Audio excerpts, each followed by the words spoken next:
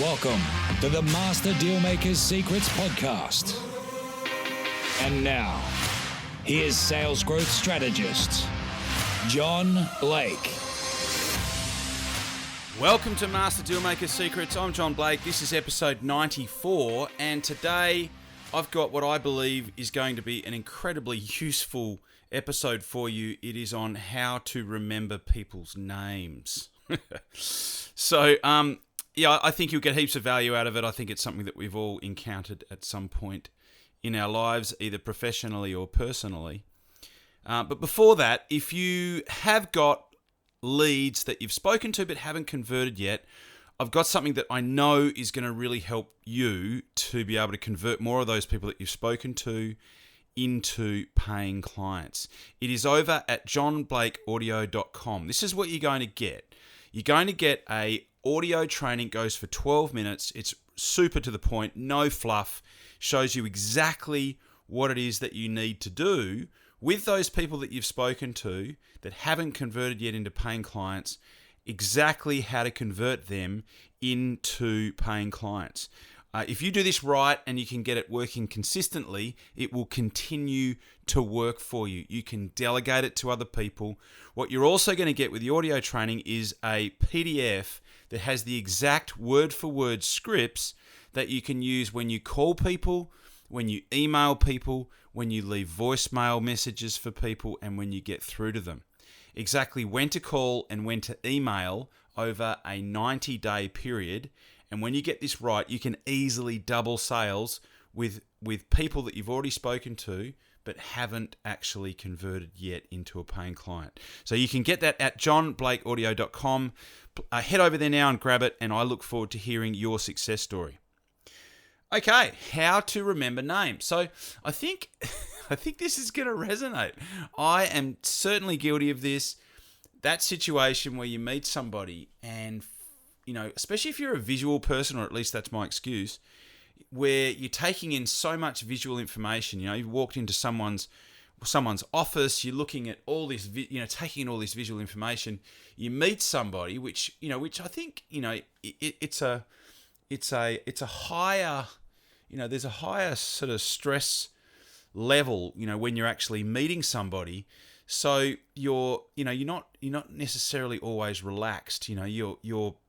Probably your pulse rate's elevated a bit, your stress levels are elevated a bit, and sometimes you miss their name. And I've done it heaps of times, and then we get into this cycle where, we take in all this information visually and we forget people's names, and it's not cool, because when you can't remember someone's name, often they know it, and it's embarrassing, and it gets too far down the track and you feel like a dick saying, "Oh, I've forgotten your name." So how can we remember more names to start off with?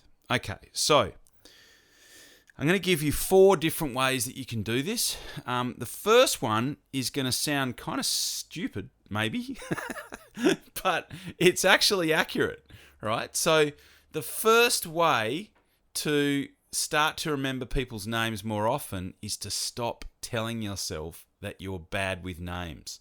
Stop telling yourself and other people, "Oh, I'm terrible with names, but I'm really good with faces," right? Stop doing that. Why? Because it's an affirmation. You're actually affirming to yourself that you are bad with names, which makes it really hard to get better at it.